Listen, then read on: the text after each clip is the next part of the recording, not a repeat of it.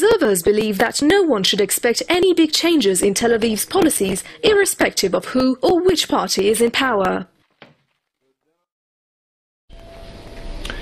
Meanwhile, as Israel's general polls close, police kick off a probe into scores of alleged voting fraud cases. Israeli police are engaged in investigating at least 51 cases of voting irregularities. 23 suspects were being pursued by authorities due to the issue. Cases of fraud range from impersonation, stolen ballots and threats against voting secretaries.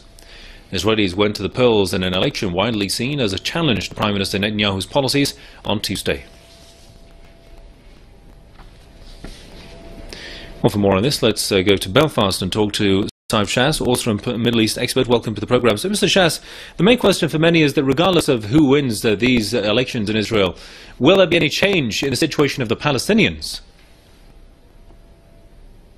I cannot hear the question. Can you repeat that? Yes. Do you have my voice now, Mr. Sha'ath? Yes, I hear it. All right. The question was that regardless of who wins these elections in Israel, will there be any change in Israel's policies towards the Palestinians? That is far from reality. There'll never be a change in the Israelis' policies toward the Palestinians.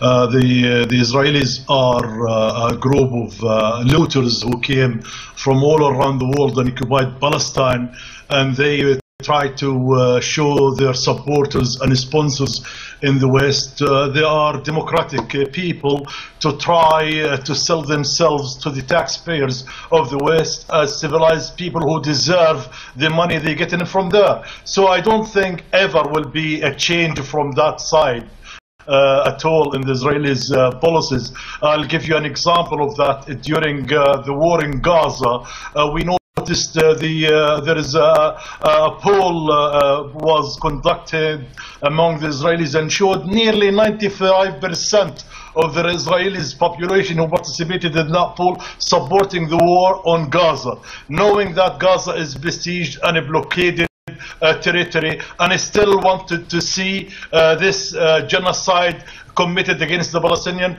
Even further than that, they got themselves like a cinema, some seats, and went near Ashdod and the borders of Gaza, watching and cheering the bombs landing on the Palestinian. That's the kind of the people you're talking about there. They know they are settlers.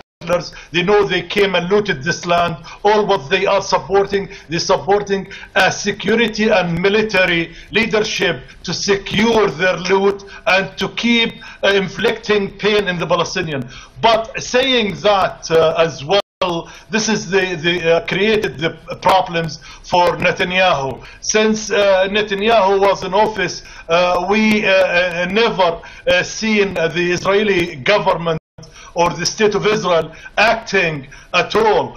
We seen it is reacting even to the limit on the war in Gaza, the last one which they committed in it, all of these war crimes and genocide, they were reacting to the Palestinian action at the end there. So we look at North Lebanon as well. Hezbollah is equality of attacks, which is the Israelis, the last one in Sheba Farms, they didn't retaliate to that. They didn't want to engage Hezbollah in a further escalation in that area. So we notice the Netanyahu government and the state of Israel is failing at the north and the south, and they are all what they're doing and successful in today are engaging in the takfiri groups and financing them and beefing them up. And that when we heard what his name, their defense minister Ya'lon saying the presence of Al-Qaeda, sorry, Al-Nusra or the other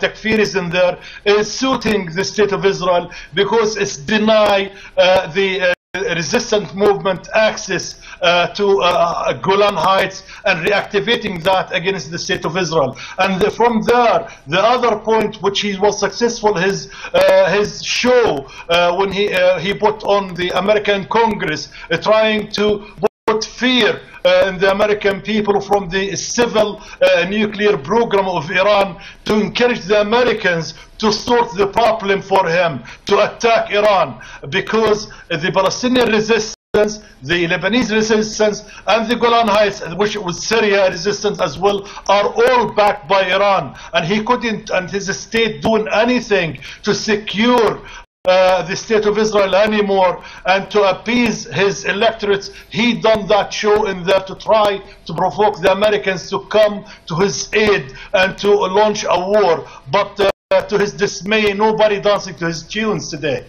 All right, we'll leave it there for the timing. Many thanks to Saeb Sha'ath, author and Middle East expert.